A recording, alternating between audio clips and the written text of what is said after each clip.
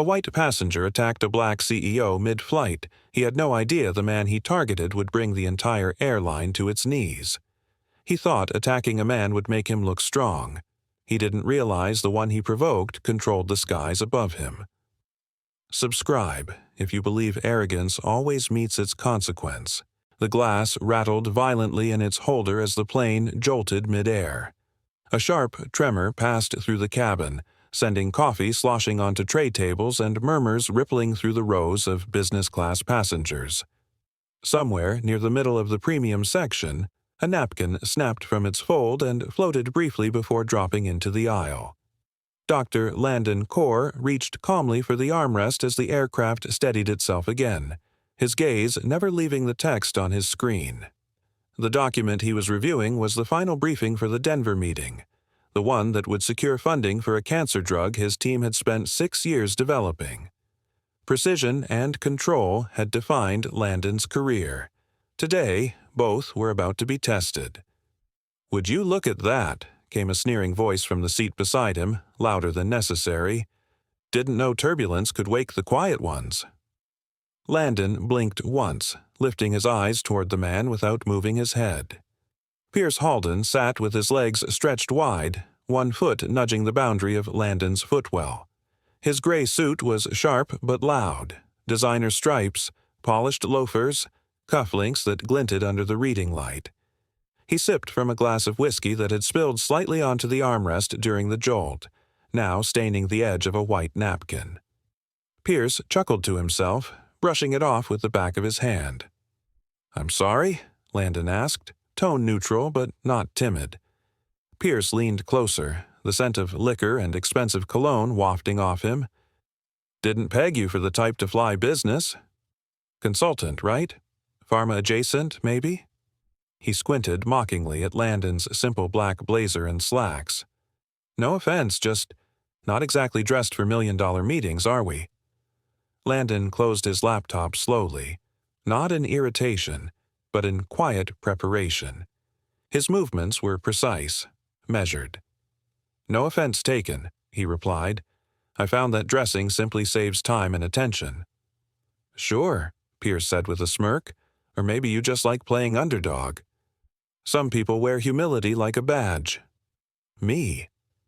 I prefer armor." Across the aisle, a steward approached, his name tag catching the light, Nolan Creer.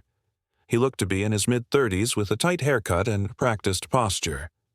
As he moved past, Pierce gave him a short wave, the kind that implies familiarity even if none exists. "Hey, Nolan, can I get a refill? And maybe towel service for my neighbor's silence. He's starting to radiate mystery." Nolan offered a tight smile and nodded. "Right away, sir." He didn't glance at Landon. Not once.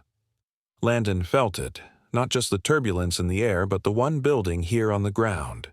Subtle, but growing. He turned his head slightly, listening. Behind him, a man coughed. 2 rows ahead, someone whispered, "Didn't he snap earlier?" The words were soft, but unmistakable. A second steward passed down the aisle, nodding quietly as Nolan leaned in and whispered something into his ear. The whispering wasn't about Pierce. Landon inhaled, held it, and released the breath through his nose. It wasn't the insult that bothered him. It wasn't the assumptions. It was the quiet manipulation, Nolan's alignment with power over principle, comfort over courage. Landon knew this pattern. He had seen it in boardrooms where silence bought promotions and where discomfort was painted as aggression. "I suppose we all wear something," Landon said at last, his voice barely above the hum of the engine. "Some of us just choose not to advertise." Pierce snorted, shaking his head. "Consultant with a poet's tongue." "That's rich." A sudden jolt hit again, not as sharp this time, but enough to rattle glasses and make a few passengers shift in their seats. Landon reached for his drink, steadying it before it tipped. Pierce, deliberately or not, elbowed him. "Careful," he said mockingly. "Wouldn't want to startle the Zen master." Landon's eyes flicked to the steward. Nolan was now 2 rows back, murmuring to a woman with a clipboard. He was pointing discreetly in Landon's direction. She scribbled something and moved on. Another note. Another whisper. He returned to his screen, scrolling down to the financial projections. But the numbers blurred slightly. Not from fatigue. Landon's instincts were louder than the jet engines now. Something was building. The kind of tension that didn't resolve on its own. It wasn't the comments. It was the dynamic. This wasn't about personalities. It was about pressure. Landon had built an empire by reading pressure. He clicked the laptop shut. "Do you have a problem with me, Mr. Halden?" he asked plainly, turning to face the man. Pierce blinked, surprised by the directness. He chuckled. "No problem. I just don't like shadows in my row. You sit there all quiet, all still, like you're above it all. Makes guys like me wonder what you're hiding." "Hiding," Landon repeated, testing the word. "Yeah," Pierce said, now leaning in with his elbows on the divider. "You know what I do? I detect risks. People like you, who sit too straight, who speak too calm, they're either about to explode, or they're pretending not to." Silence lingered between them. The cabin dimmed slightly as the crew prepared for descent. An announcement crackled over the speakers about seatbelts. The outside light faded into dusk. "I don't need to pretend," Landon said. Pierce scoffed again, but something in Landon's tone made him lean back slightly. Landon didn't move. He just turned his head, ever so slightly, toward the window, watching the clouds drift past. His eye caught his reflection in the glass, still, poised, unreadable. And yet, under the surface, a different rhythm beat. He knew exactly what Pierce was doing. Provocation disguised as charm. Intimidation masked in jest. Landon had negotiated with biotech sharks, sat across war-hardened patent attorneys, and deconstructed financial sabotage without blinking. Pierce Halden was a man playing checkers on a chessboard.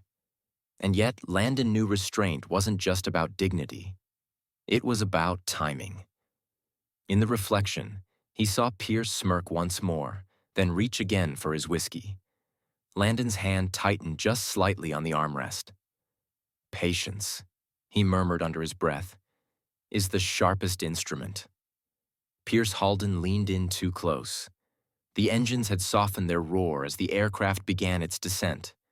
But inside the first-class cabin of Flight Helios 372, the atmosphere was anything but calm. Leather seats creaked as passengers shifted uneasily. A tension had hung in the air since takeoff, subtle at first, sideways glances, tight smiles, but now it teetered on the edge of combustion. Pierce's breath, sour with whiskey and entitlement, fanned across Dr. Landon Corr's face. His voice dropped to a mock whisper as he spat. "Still pretending to be better than us? You think silence makes you superior?" Landon didn't flinch. He kept his gaze forward, his fingers laced tightly in his lap, his right foot gently tapping the cabin floor in steady rhythm. Behind his composure, however, his mind parsed every variable. Pierce's erratic tone, the flight attendant's distant posture, the tightening knot of danger blooming with each second. Pierce's expression twisted in frustration at the lack of reaction. He raised a finger, stabbing the air just inches from Landon's face. "Say something, you ghost," he hissed. "Say something before I remind you where you stand." The finger came closer. Then, with a suddenness that tore the breath from the cabin, Pierce's thumb rammed violently into Landon's right eye socket. The pain was instant, blinding, white-hot. It surged through Landon's skull like lightning, seizing his breath, warping his balance. His head snapped back against the cushioned headrest. Blood spilled, warm and metallic, streaking down his cheekbone, dampening the collar of his shirt. A choked cry echoed from somewhere to the left. A passenger, horrified but paralyzed by disbelief. Others gasped, the rustle of movement rippling through the rows. But no one intervened, except Nolan Creer. And even he didn't move fast enough. The flight attendant had been standing 2 rows ahead, adjusting a napkin on a vacant tray table, his eyes drifting toward the confrontation without fully registering its danger. Now, frozen by shock or indecision, Nolan stood rooted as chaos erupted behind him. He took one faltering step toward the men, then stopped again, eyes darting to the emergency intercom, back to the passengers, and finally, to the security camera mounted above the cabin door. It blinked once, then fell dark. A flicker of static, then nothing. Men like you need to be reminded who's above, Pierce muttered through clenched teeth. His thumb pressed deeper. Landon's world narrowed into a tunnel of pain and sound. The roar of the engines dulled to a low throb behind the agony. His hand rose instinctively, grabbing at Pierce's wrist, but not with desperation. With control. Even through blood-blurred vision, Landon's breathing slowed. He rooted himself. In the chaos of sensation, he searched for stillness. He found it. Pierce didn't see it coming. Landon's fingers locked around the man's wrist. His grip was surgical, exact, decades of precision in research labs guiding the motion. His thumb braced behind the pressure point. His other hand slid beneath Pierce's elbow. Then, with a smooth, efficient torque, he twisted sharply. The sound, crack, was not dramatic. It was clean, clinical. Pierce's mouth opened in a scream, but the voice caught in his throat. His body folded inward, spine arching, wrist dangling grotesquely. A stunned silence overtook the cabin, louder than any alarm. Nolan staggered forward now, arms raised, muttering, "Sir, please, sir, let go." But it was too late. The act was done. Landon released Pierce's wrist gently, as if setting down a delicate instrument. He turned, slowly, blood still seeping down his cheek, his uninjured eye locking on Pierce with a terrifying clarity. "Don't move," Nolan stammered, but Landon wasn't looking at him. He was looking at Pierce, the man who had chosen violence, the man who had dared to gouge an eye without expecting consequence, the man who, moments ago, had laughed at Landon's quiet. "You touch the wrong man," Landon whispered, voice steady even as blood dripped onto his collar. The scream that tore through the cabin was raw and immediate, high-pitched, human, and primal. It sliced through the roar of the engines and the hush of altitude like a blade through silk. Landon jerked back, clutching at his face, crimson seeping between his fingers. His right eye throbbed violently, pain ricocheting through his skull in waves. The cabin erupted into chaos. Passengers gasped, some stood, others recoiled, but no one moved forward. The moment had turned electric, the air thick with disbelief and the scent of spilled drinks and adrenaline. Pierce stumbled backward, his hand dripping with blood that wasn't his. "He attacked me," he shouted hoarsely, cradling his wrist. "Arrest him." "Did you see what he did?" But his voice cracked under its own weight. His right hand dangled uselessly, bent at a grotesque angle. The knuckles were already swelling, the bones visibly displaced beneath the skin. His face flushed with fury and fear as he looked around for support, but no one came to his defense. Not even the steward, Nolan Creer, who stood frozen a few rows down the aisle, one hand on the beverage cart, the other trembling slightly at his side. Landon, despite the hot stream still flowing down his cheek, remained eerily calm. He pressed a folded napkin against the wound, the fabric blooming dark with blood. His voice was low, deliberate. He drove his thumb into my eye. His words weren't an accusation. They were a record. A woman seated 2 rows ahead half-turned, face pale, lips trembling, but when she saw Landon's bleeding eye and the twisted wrist of his attacker, she sank back in her seat, eyes wide. Another man fumbled with his phone, trying to film, but his hands shook too much to capture anything clearly. The intercom crackled overhead. "This is your captain speaking," came a tense voice. "We've been alerted to a medical and passenger incident in the forward cabin. We are diverting immediately. Estimated landing in 16 minutes, Nolan finally moved. His steps were hesitant as he approached the scene. eyes darting from Landon's face to Pierce's injury and back again. His uniform was immaculate, his badge gleaming under the cabin lights, but his composure was cracking. "Sir, please stay seated," he said, voice wavering as he looked at Landon. Then to Pierce, "We need to secure your arm. Please sit. We're about to descend." Pierce spat on the carpet. "You saw him. He broke my wrist. He needs to be in cuffs." "You assaulted me," Landon said quietly. He wasn't raising his voice, but the gravity of his tone cut through the noise.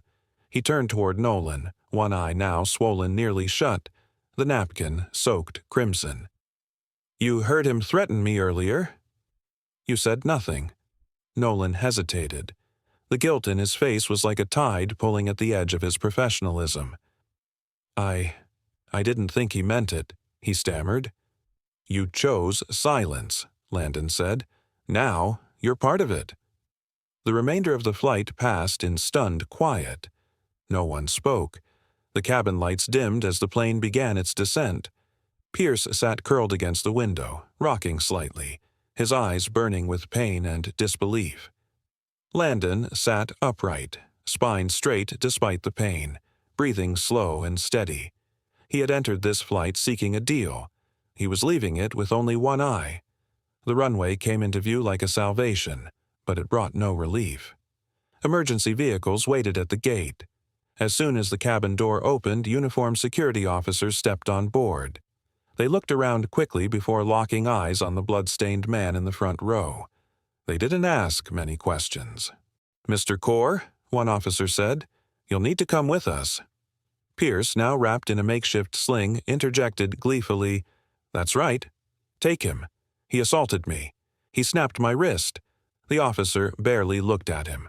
"Sir, we'll take both of you in. Statements will be taken at the terminal." Landon stood slowly, the napkin still in hand. His mouth was tight, his expression unreadable beneath the swelling. As they exited, Nolan watched from the service station near the galley, but said nothing. The police van smelled of vinyl and cold air. Landon sat with his back straight, his head turned slightly toward the officer seated beside him. Rain tapped softly on the roof above them. The city outside blurred into streaks through the tinted window. The officer, a middle-aged man with a thinning hairline and kind eyes, tapped something into a tablet. Landon spoke for the first time since being escorted off the plane. His voice was low but clear. "Did they record the incident?" The officer paused. "Which part?" "In the cabin." "The seats. The altercation." The officer gave a half shrug, a practiced gesture that reeked of detachment. "Premium cabin, right? From what I know, that section's cameras have been down lately. Budget cuts or something. Might have caught audio, but visuals? Doubt it." Landon looked ahead, eyes unfocused. His mind wasn't processing pain anymore. It was calculating. Not a reaction, but a response. Not retaliation, but strategy. Inside his chest, a plan was forming, not out of rage, but necessity. A slow-burning, deliberate structure. He wouldn't be chasing after Pierce Halden. That man's ignorance was loud, but small. No, Landon had glimpsed something bigger. A system that chose silence over justice, convenience over integrity. He was going to find the cracks in it and pull until it crumbled. The van rumbled on. The red and blue lights reflected faintly off the partition. The rain thickened. Systems fail only when those in charge decide they can afford blindness. The beeping monitor counted out a steady rhythm, hollow and cold like a ticking metronome in an empty room. Landon lay still beneath stiff hospital sheets, one eye wrapped in gauze, the other staring blankly at the ceiling tiles above. His vision pulsed in flashes, shapes blurring into noise, shadows slipping into sharp pain. The white fluorescent lights above hummed, but he had stopped noticing. His mind was elsewhere, already dividing his fury into careful compartments. A nurse's shoes squeaked across the linoleum, and the metallic hiss of the door opening broke the silence. Reese Alcott stepped in, clutching a folder tight against his chest. His eyes immediately scanned Landon's face, but before he could speak, Landon beat him to it. "What's the damage?" Landon's voice was low, steady, like a knife held just above skin. Reese hesitated, exhaling slowly as he approached the bed. "Partial retinal rupture," he said, sitting down. "The doctors say there's nerve trauma. You'll need more tests, but your right eye's function may be permanently compromised." Landon blinked once with his remaining good eye, absorbing the news without a flinch. The bandage around the right side of his face itched, but he didn't move. He listened. Machines chirped. Air vents hummed. The sterile silence of consequence filled the room. "And the board?" he asked.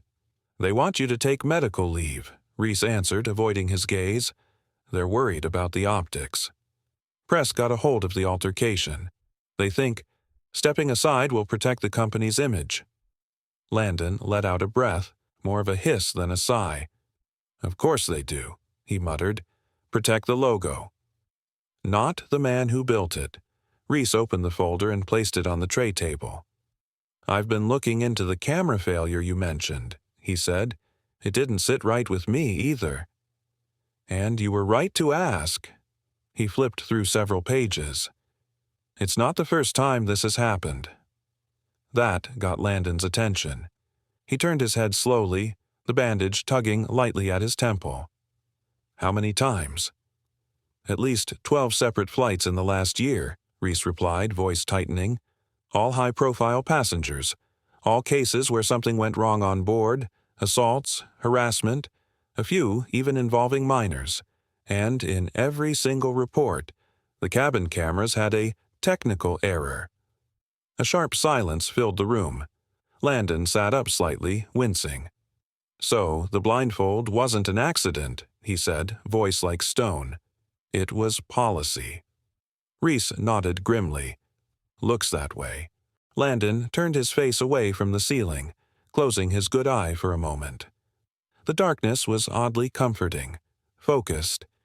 He began to catalog every detail he remembered, not just from the incident, but from before. Nolan whispering, Pierce baiting him, the steward's refusal to intervene. It all clicked into place now. Helios Air hadn't failed. It had chosen. "I want names," Landon said. "Every technician, every legal counsel attached to those flights, every report marked settled privately." Reese swallowed. "You're serious about going after them?" Landon turned back toward him, expression calm but sharp. "I'm not going after anyone, Reese. I'm shining a light. What they do under it, that's on them." The days that followed passed in patterns, cold compresses, whispered updates. The chirping heart monitor that he'd grown so attuned to, he could now tell when a nurse was walking by based on the slight echo in the frequency. In the solitude of recovery, Landon sharpened his senses. With one eye bandaged and the other strained, he learned to hear more, feel more, question more. Every sound mattered. Every silence was a code. He began recording all his conversations, nurses, technicians, visitors, not to expose them, but to preserve the truth. He kept his voice calm, his words neutral. Every statement became a thread in a net he was quietly weaving. Then came the break. Reese returned one afternoon, sweat on his collar, eyes wide. "I found someone," he said. "A technician. Name's Miles Wren. Worked maintenance logs for Helios surveillance systems." Landon sat upright. "Willing to talk?" Reese hesitated. "He's scared." Said he'd been ordered to wipe flight data after certain types of incidents. Said it was standard directive for elite passenger interactions. Landon nodded slowly. "Bring him to me." 2 hours later, Miles stood at the doorway of Landon's hospital room, a nervous man in his 30s with downcast eyes and a jitter in his fingers. He fidgeted with the strap of his backpack as Reese ushered him in. "You don't have to be afraid," Landon said calmly, gesturing to the chair. "Just tell me what you were told." Miles sat, voice barely above a whisper. "They said not to ask questions." just clear footage tags labeled Executive Hold. They said it was for legal compliance, avoid liability, save the brand. After a while, I stopped looking at what I was deleting. Landon leaned forward, his tone measured. Do you remember my flight? Miles nodded. Helios 372. The footage was marked for deletion before the report even finished uploading. Someone higher up flagged it manually. Who? Miles looked away. I never saw the names. Only codes. Landon's jaw clenched, but he said nothing for a long moment. Finally, he exhaled. I don't need proof of their guilt. I just need proof of their pattern. Miles looked up, confused. What does that mean? It means, Landon said, his voice growing steadier, they took my vision, but not my sight. The statement dropped like a match into dry grass. Helios Air categorically denies any wrongdoing, the spokesperson read aloud at a press conference, cameras flashing like bayonets. We regret the unfortunate mid-flight altercation between passengers and commend Mr. Pierce Halden for his composure in a situation where he was forced to defend himself. The words hit every news channel within minutes. Headlines followed. Investor assaulted on corporate flight. CEO of Ardent accused of attack. Helios Air denies fault in cabin incident. Landon sat alone in his apartment, the bandage around his eye freshly changed. The room was quiet except for the hum of a nearby air purifier and the slow click of his laptop keys. Across the screen blinked the press release, its sterile phrasing inflaming the wound behind his lens. He closed the laptop, then he picked up his phone. Jonah, he said calmly, it's time. Jonah Reeve, investigative journalist and longtime ally, responded without hesitation. I figured. Everything's ready. His voice was low, tense with anticipation. But you need to be absolutely sure. Once I pull this trigger, there's no pulling it back. I was sure the moment I felt his thumb in my skull, Landon replied, rising from his chair. He moved slowly but deliberately, each step measured like a surgeon crossing an operating room. They're betting on silence. I want to show them what it sounds like when silence breaks. 3 hours later, Jonah's article went live, front page of the National Ledger, with mirrored releases on every major platform. It wasn't just an expose, it was a rupture. The headline was stark and unflinching. Internal emails reveal Helios Air tampered with cabin cameras before assault. The piece included scanned images, emails between Helios's operations chief and a maintenance technician confirming that camera outages in executive class should remain off for risk mitigation, and incident cleanup should follow protocol. One email, dated 2 days before Landon's flight, even referred to Pierce Halden by name. Keep optics clean if Halden is involved. By morning, the story exploded across every news cycle.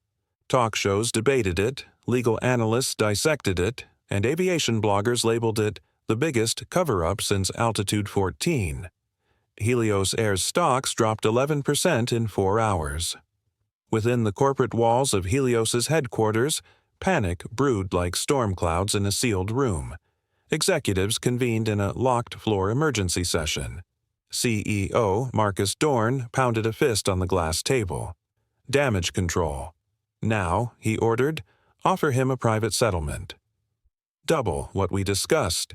Make this go away before it spreads to Washington. Emails went out. Legal teams assembled hastily. By nightfall, Landon received a formal proposal. Full medical compensation, a substantial financial settlement, and a non-disclosure agreement on the condition that he drop all public claims and cease media engagement. He didn't even blink. No, he said. His assistant, Reese Alcott, seated across from him in a quiet corner of Ardent Biosystems' private conference lounge, leaned forward. You sure? They're dangling a number that could fund 10 years of R&D. I'm not building a lab with hush money, Landon replied.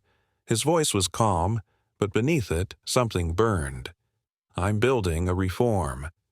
Jonah joined them later that evening. His hair was a mess, his tie loosened, his eyes bloodshot from a day of interviews. "I've seen corporations panic before," Jonah said, lowering his voice, "but never like this. You cracked something open, Landon, and it's bigger than you." Landon tapped his black lens lightly, the tap echoing faintly in the hollow room. "Then let's make sure everyone sees what's inside." He walked to the window, looking down at the city lit up like circuitry. The next move was already in his mind. "I want a public hearing," he said aloud. "No backroom deals. No sealed folders. I want cameras, witnesses." A courtroom. Jonah raised his eyebrows. "You're escalating fast. That's not a lawsuit anymore. That's war. Then let it be war," Landon replied. "We're calling it Project Lumen, a full policy framework for mandatory camera transparency and safety accountability in commercial aviation. And it starts with Helios Reese sat back, absorbing the gravity of it." "The board won't like this," he warned gently. "They're going to say it's a distraction from your duties." "I lost sight in one eye," Landon said. "Not vision." The next morning, a new memo circulated through Helios Air's upper floors. It was unsigned, but the words repeated like a rumor gaining weight. "The man we blinded is building a torch." And that evening, Landon stood before the press at the state Capitol Plaza. The setting sun painted the marble steps behind him gold. His black lens reflected the flashing cameras like a mirror, unblinking and still. "You can distort a record," Landon said, his voice unwavering, "but not a truth that was witnessed by everyone who stayed silent." "Objection, Your Honor. This is highly irregular." The courtroom had erupted. Gasps echoed from the gallery as the pixelated footage flickered across the screen, pausing at the precise moment Pierce Halden's hand lunged toward Landon Corr's face. It was blurry, yes, but undeniable. The arc of movement, the trajectory, the shape of the thumb, all unmistakable. The judge, Edwin Merrick, adjusted his glasses and leaned forward, the lines on his forehead deepening as the scene looped in silence. "This video," said Draven Cole, standing beside the monitor with the poise of a surgeon in the operating room, "was stored on a backup server that Helios Air did not erase. A junior data engineer saved routine flight diagnostics, unaware that it contained fragments of cabin footage labeled deleted by admin. We submitted this material under evidentiary seal. The chain of custody is intact. Pierce's legal team, 3 well-suited men with expensive watches and sleepless eyes, looked as if someone had punched the wind from their lungs. One whispered frantically to another, pointing at the timestamp. Landon, seated in the plaintiff's chair, remained motionless. Behind his dark lenses, his left eye was closed in rest. His right eye, the damaged one, remained hidden under the black prosthetic shell. He didn't flinch, didn't gloat. He simply sat there like stone, unshaken, unreadable. Judge Merrick raised a hand to calm the rising noise in the room. "Order," he said firmly. "Let the record reflect that Exhibit 32A, digital footage from Flight Helios 372, shows the defendant's hand initiating contact. Cross-examination will resume." Pierce leaned toward his counsel, his mouth tight, sweat gleaming along his temples. For the first time in this process, his arrogance gave way to something raw, fear. The footage, though partially distorted, painted a devastating picture. His thumb had indeed struck Landon first. No matter how much his team had tried to shape the narrative otherwise, truth had found a way through the cracks. Draven returned to the center of the courtroom, his voice steady. "Mr. Halden, do you still maintain that you acted purely in self-defense?" Pierce hesitated. I felt threatened," he muttered. Draven raised an eyebrow. "So much so that you drove your thumb into a man's eye before any physical threat was present." Before Pierce could respond, his lawyer stood. "Objection. Leading the witness overruled," said Judge Merrick. "Proceed." The silence grew dense. A single cough echoed in the back row. A journalist's pen scratched quickly across a notepad. Pierce swallowed. I reacted. That's all I can say. Draven gave a small nod, turning back to the screen as the image froze on Landon's face. Blood, shock, and pain etched into that single moment. Then, without warning, the scene transitioned. Helios Air's legal counsel stood. Your Honor, said the lead attorney, Bryce Tannen, Helios Air acknowledges the unfortunate incident, but we wish to submit a statement indicating the airline's commitment to safety. Furthermore, we contend that failure on the part of cabin crew to de-escalate the situation contributed to the harm. The flight attendant, Mr. Nolan Creer, was not properly trained for such altercations. A murmur rippled across the room. Draven stiffened, but before he could speak, Landon raised a hand gently and whispered, Let me. The judge considered. Dr. Kaur, you may address the court. Landon stood slowly, each movement deliberate. The room watched him with reverent stillness. He removed his glasses and looked directly at the judge with his one uninjured eye. The black lens on the other side seemed to draw in the light. Your Honor, he began, his voice calm but resonant. This is not about training. Mr. Creer followed the rules he was given, rules that told him to prioritize wealthy passengers and remain passive when things escalated. He did not fail. The system failed him. He paused, letting the words sink in. He turned slightly, facing the gallery filled with journalists, lawyers, passengers, and silent observers. This is not about one man being assaulted, he continued. It's about what that assault revealed. That cameras meant to protect mysteriously failed, that records were deleted, that the airline's instinct was not to protect, but to bury. And now they ask us to blame a flight attendant? Number. Training is not the issue. Accountability is? He turned back to the bench, lowering his voice to a near whisper. When institutions are allowed to hide behind silence, the truth becomes a casualty. I will not let that happen here.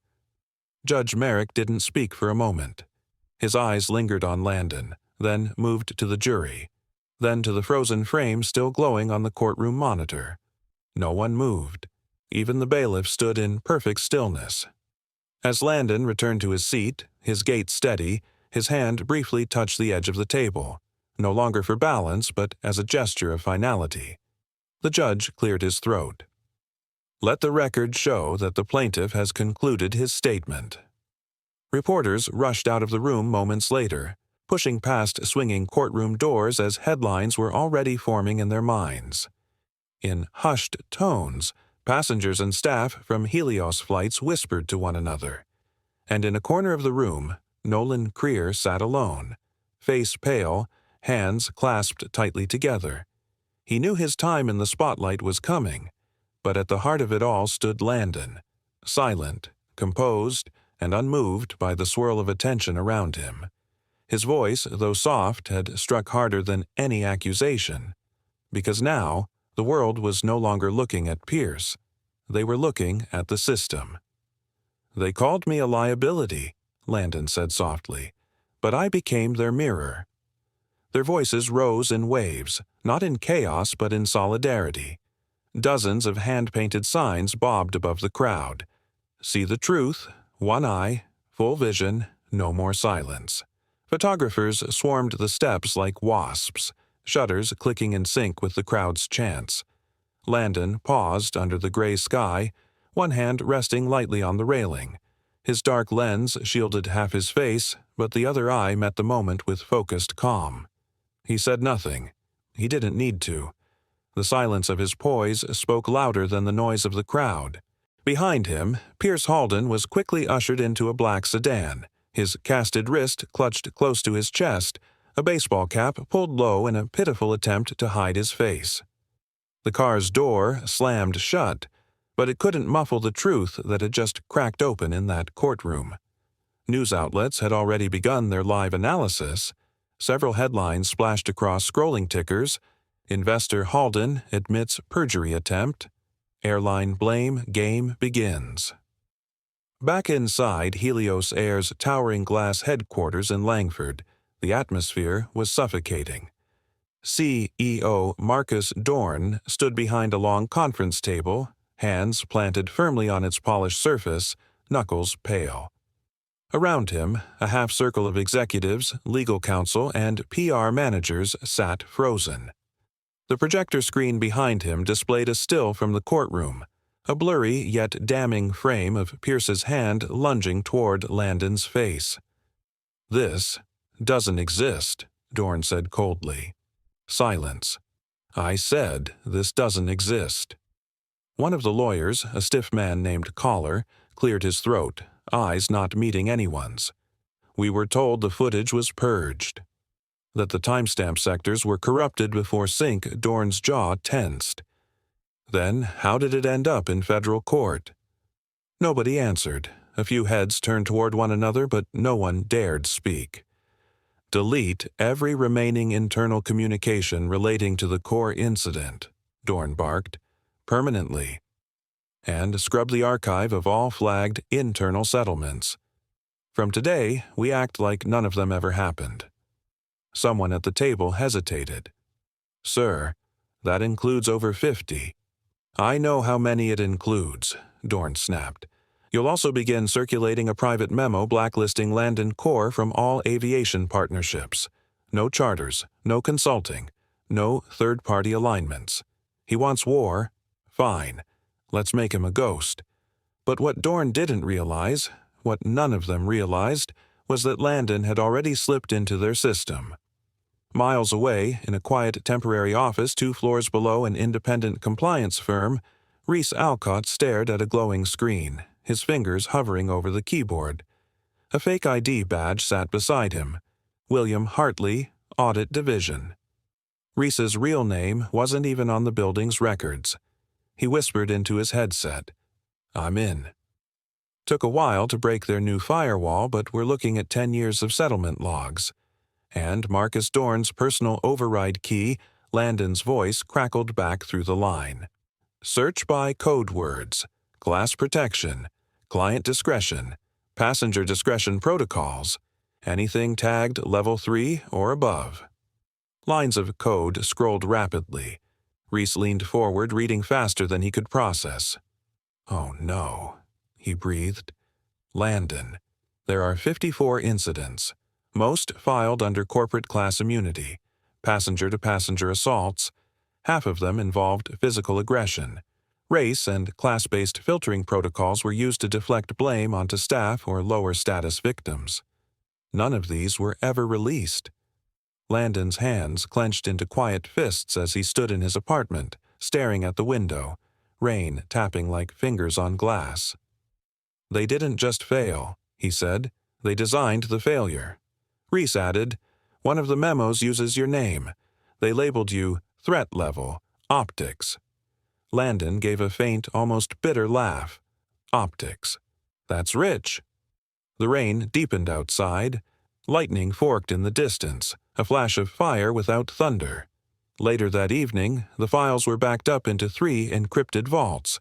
One sent to Jonah Reeve, another to Landon's legal advisor, and the last, hidden in plain sight inside a dummy folder labeled Chairman Budget Templates Q3. Jonah's voice came through video call, the glow from his laptop casting long shadows on his face. "You're not just going to expose them," he said. "You're going to bring down the entire model they built." "That's the plan," Landon replied. "But once you drop this," Jonah added, "there's no going back. You'll be hated by industries that have nothing to do with Helios. You'll be blacklisted for more than just aviation. They'll smear you, track you, maybe worse." Landon didn't blink. He looked straight through the screen, jaw firm, his posture unmoving. "Good," he said with quiet finality, "because I stopped wanting to go back the day they took my eye." He lashed out in rage, unaware that every move was being recorded by the very company cameras his victim owned. If you believe truth always exposes cruelty, hit subscribe now, because justice doesn't hide. It waits. 2 nights before the press conference, the silence of Landon Corps' apartment was shattered by the crack of a splintering doorframe. The deadbolt hung useless, twisted out of the wood, and muddy footprints smeared across the hardwood floor. Drawers were yanked open and left dangling, papers scattered like fallen leaves across the kitchen. The air still carried the scent of cold sweat and rubber gloves. Whoever had been there was methodical, efficient, and angry. Landon stood in the center of the room, unmoving. His jaw clenched, not out of fear, but recognition. He didn't call out. He didn't need to. They were already gone. The break-in wasn't about theft. It was a message. He stepped over the overturned lamp and into his study, scanning the now empty shelf where he had once kept the physical files, original statements, printed reports, and photographs of bruises left by entitled passengers. Gone. But Landon had expected this. In truth, he had staged the shelf days ago as bait, its contents deliberately outdated and misleading. The real data had been encrypted, backed up, and disseminated to 10 journalists across 5 cities under strict instructions. Release only if Landon failed to appear at the press conference. That night, the phone buzzed. It wasn't a call. It was a video message. Landon opened it without hesitation. The footage was shaky, captured from a security camera across the street. It showed Jonah Reeve, his closest ally and media contact, walking toward his car in a dimly lit parking lot. 3 masked men emerged from the shadows. There were no words exchanged, only violence. A strike to the back of the head, a kick to the ribs. The screen blurred as Jonah crumpled to the ground. Landon's breath caught, not from panic, but from a cold, growing certainty. He arrived at the hospital within an hour. Jonah was conscious but bruised, his right arm wrapped in gauze and his face swollen. Landon sat beside the bed, his black lens catching the sterile ceiling light. Jonah turned his head, wincing.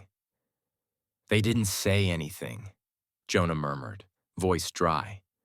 "Just wanted to hurt." "They still think pain makes me weaker," Landon replied quietly, reaching into his coat and pulling out a flash drive. "But every blow only reminds me where to strike next."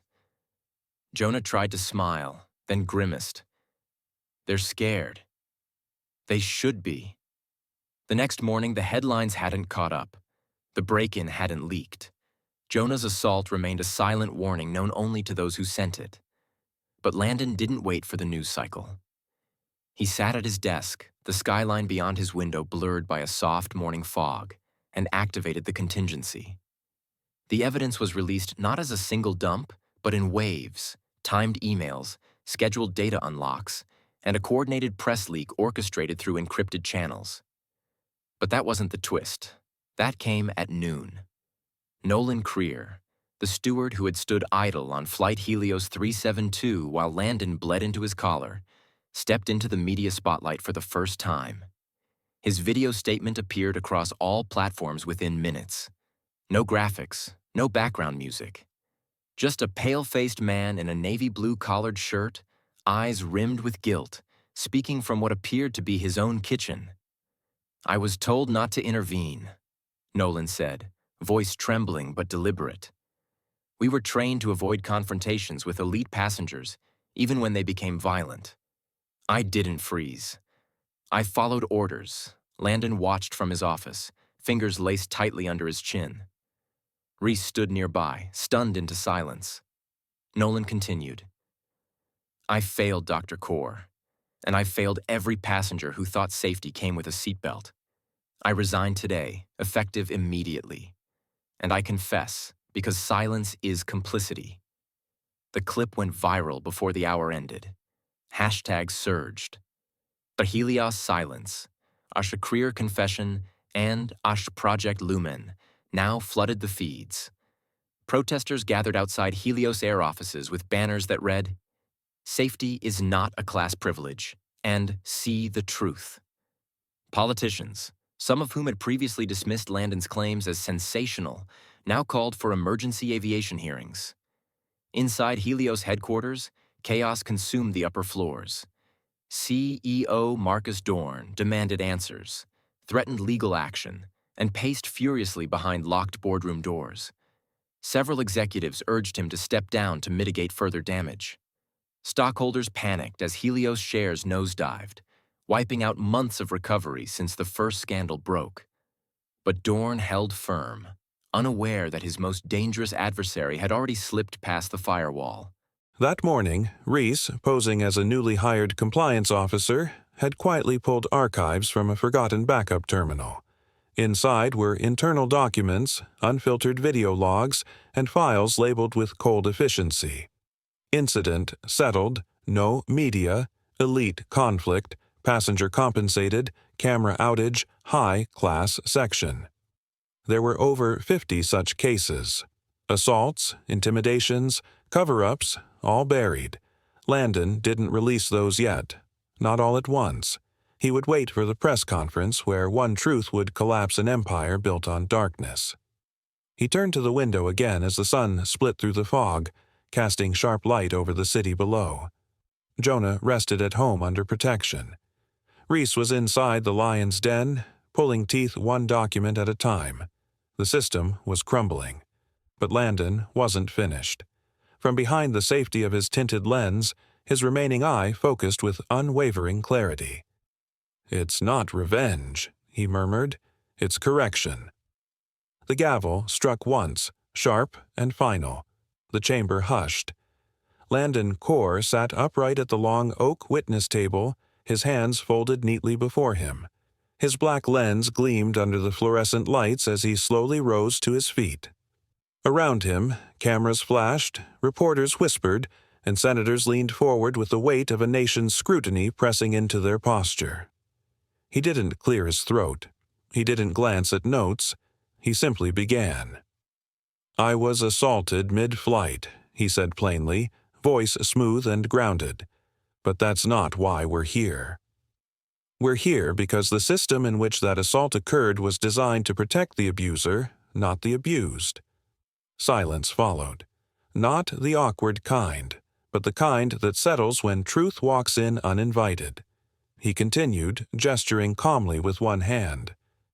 Flight attendants were instructed, not trained, but instructed, to prioritize passengers based on revenue class, not behavior.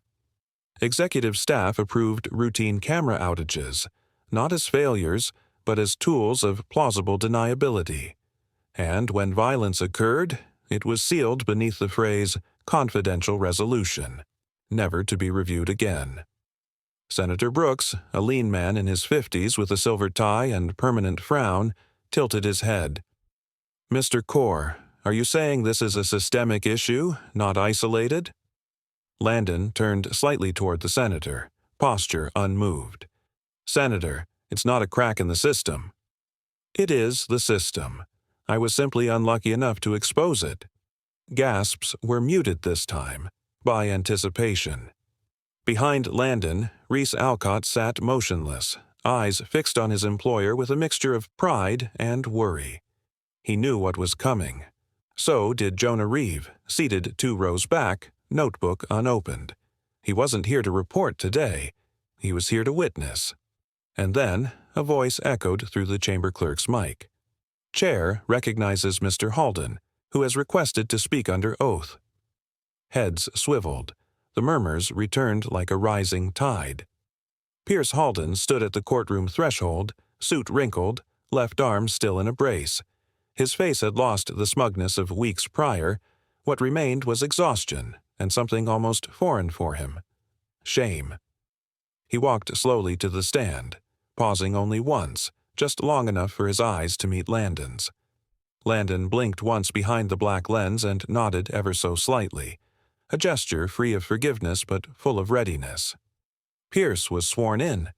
The moment stretched. I need to say something," he began, his voice quieter than expected, with tremors that didn't come from his injured wrist. "You may proceed," said the lead counsel. Pierce inhaled deeply, as if dredging the words from somewhere darker than his pride. "I was told, by Helios executives, that if I claimed Mr. Core attacked me first, I would be shielded from legal consequence. They said the camera failed, that he would be painted as aggressive, that I'd be protected." He paused, wiping his forehead. "They told me to make him look violent." A stunned stillness filled the hall. A senator leaned back. Another scribbled something. One clerk froze mid-keystroke. And Landon. Landon said nothing. His shoulders didn't rise. His brow didn't tighten. He simply watched with a strange, dispassionate quiet, like a surgeon recognizing a wound that could finally be closed. Pierce's voice cracked again. I was angry. I wanted to feel above him. I thought if I pushed hard enough, no one would believe him over me. And I was right. Until now, the chamber held its breath. When Pierce stepped down, he avoided everyone's gaze, except Landon's. They locked eyes for a second, and in that second, something unspoken passed. Not peace, not closure, just the acknowledgement of an irreversible fracture. Reporters swarmed as soon as recess was called. Microphones jutted forward. Flashbulbs exploded. Mr. Core, how do you feel about Halden's confession? Will you push for charges against him? Is forgiveness possible? Landon raised one hand to quiet the noise. His voice cut through like frost. Forgiveness doesn't mean forgetting. It means ensuring no one repeats it. That evening, long after the courtroom emptied and the headlines boiled over, federal agents arrived at Helios Air's downtown headquarters. Search warrants in hand, they combed through data archives, executive offices, legal floors. Arrests followed, 3 for obstruction of justice, 1 for perjury, several more pending. Outside the courthouse, the sky had turned slate gray. A quiet drizzle blurred the pavement. Landon stepped out into it, letting the rain tap against his dark glasses like a Morse code only he could understand. He didn't flinch, didn't blink. Justice, he whispered, is clarity restored. The knock on Landon Core's office door was quick, urgent. Reese stepped in with a tablet in hand, his face pale with restrained intensity. It's official, he said without ceremony. Helios Air just filed for Chapter 11. Asset freeze is already in effect. Landon didn't flinch. He remained seated at the edge of the conference table, a shaft of afternoon light slanting through the tall windows and catching the edge of the black lens that covered his right eye. The lens had become a symbol, 1 part shield, 1 part declaration. He turned slightly, as if adjusting to the echo of the words. And the stock cratered. Boards dissolved. Dorns under federal watch. Reese hesitated. We won. The words hung in the air, but Landon didn't speak. Victory wasn't something he measured by collapses. Not anymore.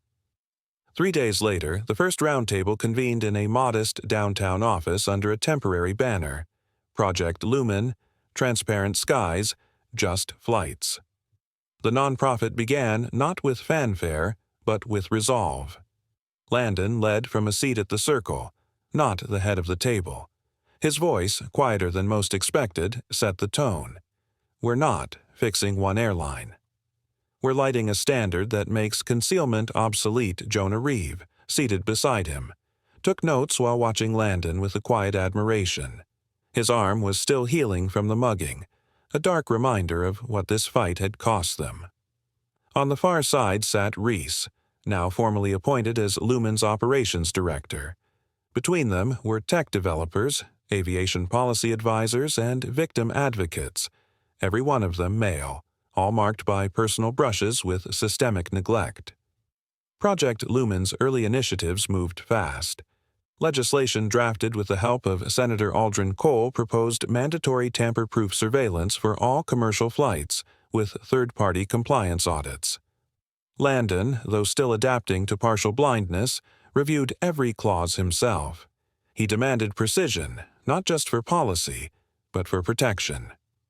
One morning, while waiting in the dim atrium of the new office building, Landon felt a familiar tension behind him, like a shift in the air before lightning. A voice followed, soft and unfamiliar in its tone. Dr. Core, I didn't know if I'd be allowed to be here. Landon turned slowly. Standing near the elevator was Pierce Halden. No tailored suit this time, no swagger. Just a tired gray hoodie, frayed at the cuffs, and eyes that didn't rise past Landon's shoulder. His right arm, still stiff, hung in a sling. Pierce had joined Lumen's victim outreach program under a false name. Jonah had confirmed it weeks earlier. But this was the first time Landon had seen him up close since the courthouse. "I'm not here to ask forgiveness," Pierce said quickly. I needed to do something useful."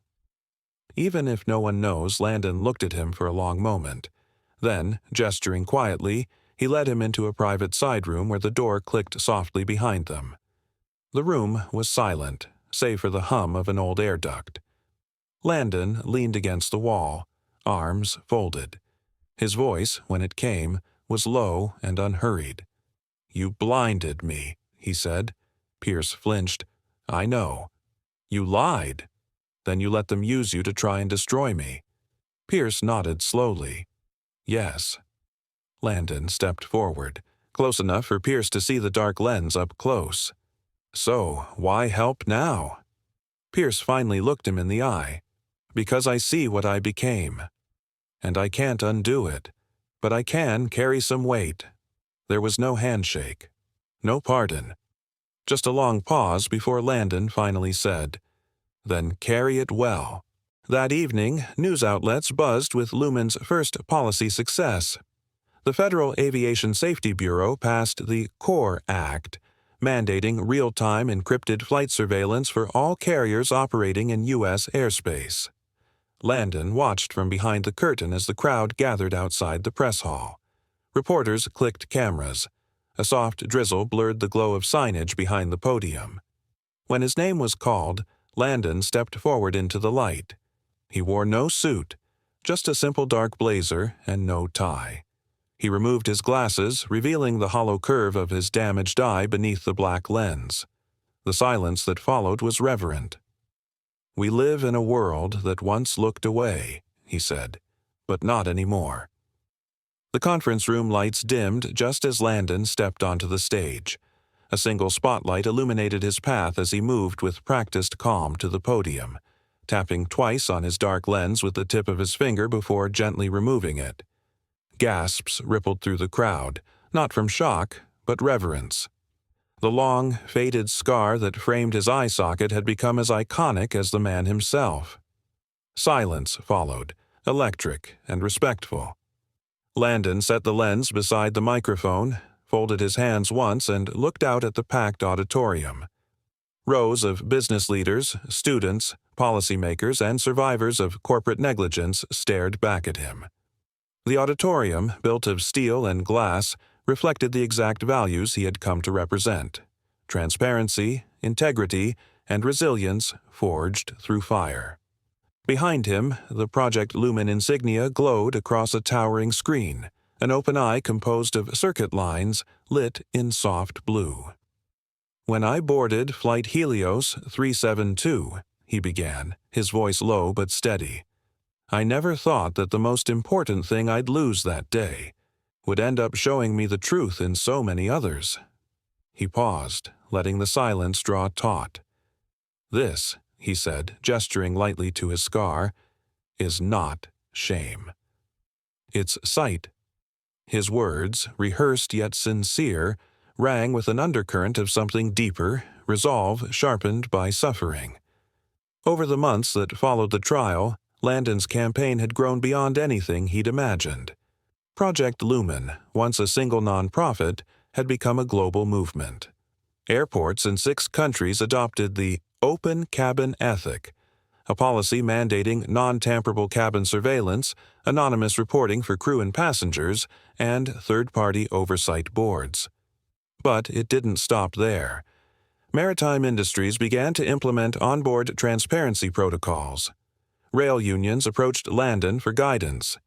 Even private space tourism firms began consultations, fearing public backlash if they ignored the new era of ethical travel. Yet, with each success came a new resistance. The backlash began quietly. First came a cease and desist letter from a defunct Helios shell company.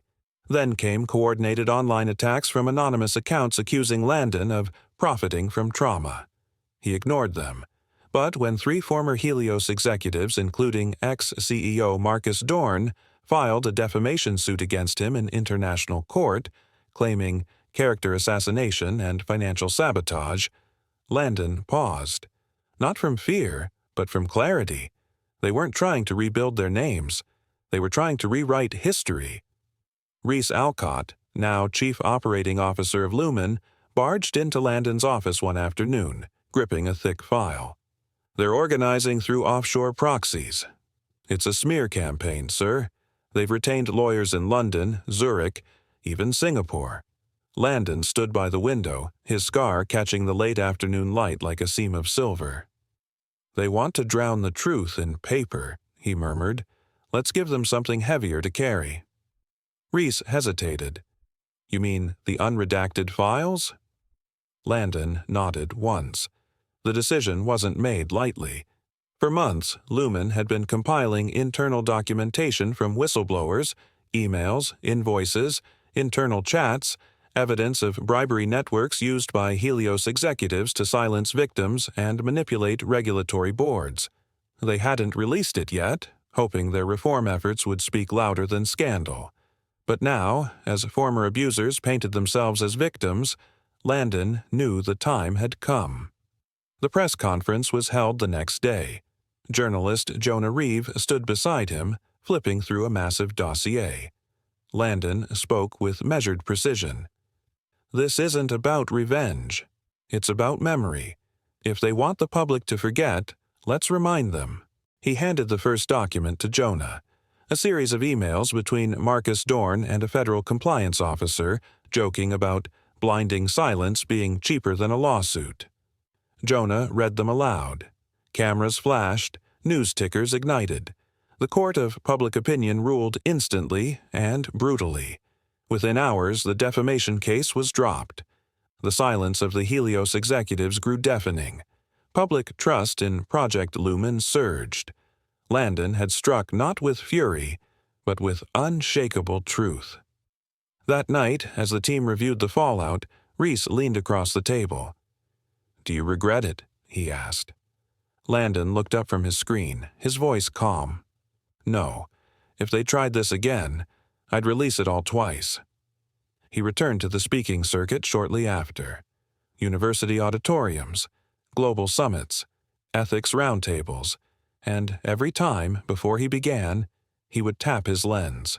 Sometimes once, sometimes twice, then he'd remove it, revealing not a wound, but a legacy, a signal that silence no longer protected the powerful. Still, there were nights the ache in his eye socket returned, a phantom pain. But even that he welcomed. Pain had become his compass. Each time it throbbed, it reminded him he hadn't dulled, that his cause still needed him sharp. In one interview, a young student asked what the scar meant to him now. Landon smiled, folding his hands in his lap. The studio lights warmed his face, casting a soft glow on the lens sitting on the table beside him. "A scar," he said in an interview, "is just a healed truth written on skin." The city skyline glowed through the tall windows of Landon Corps' office, casting fractured reflections across the glass walls. The lights from the towers outside flickered against the dark pane like tiny pulses, alive, persistent, watching. Inside, the room was quiet except for the soft hum of a floor lamp and the distant sound of traffic below. Landon sat behind his desk, his posture upright but contemplative, a cup of untouched tea cooling beside a digital pad filled with legislative drafts. His dark glasses were off, resting near the corner, exposing the deep scar that traced the side of his damaged right eye. A soft knock broke the silence. "Come in," Landon said without turning. The door opened to reveal Jonah Reeve, his longtime friend and the journalist who had helped ignite the storm months earlier. Jonah stepped in with a half-smile and a tired slouch, wearing the same brown jacket that still bore faint stitching from where it had been torn during the attempted assault. He held a rolled-up folder in one hand and a coffee in the other. "Still working past sunset, Doctor?" Jonah asked, closing the door gently behind him. "I prefer the dark now," Landon replied, gesturing to the skyline. "It's more honest." Jonah chuckled quietly and took a seat across from him. "Well, that honesty's catching on. Just came from the Senate Transport Committee briefing. They're calling the new system Core's Eye now. Can you believe that?" Landon raised an eyebrow, a rare flicker of amusement on his otherwise solemn face. Fate has a strange sense of irony. "They tried to blind you," Jonah said, voice softening, "and you gave sight to an industry." The words hung between them, heavy with truth and irony.